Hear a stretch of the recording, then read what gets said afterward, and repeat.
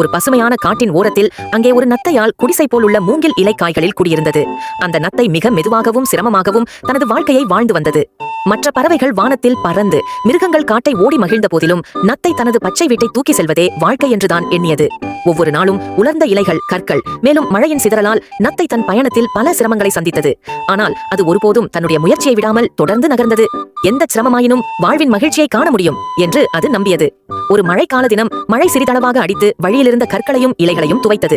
நத்தை தன் வீட்டுடன் முன்னே சென்று ஒரு அழகான பூந்தோட்டத்தை அடைந்தது. அங்கே மிகுந்த பசுமை, குளிர்ச்சியான மண் மற்றும் தேனீக்களால் நிறைந்த மலர்கள் இருந்தன. அந்த நத்தை தனது வாழ்க்கையின் முதன்முறையாக சிரமமின்றி மகிழ்ச்சியுடன் உணர்ந்தது.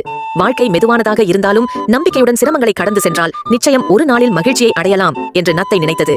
அந்த நாள் முதல் நத்தை அதன் வாழ்க்கையை முழுமையாக வாழ்ந்து ஒவ்வொரு நிமிடத்தையும் மகிழ்ச்சியாக அனுபவித்தது.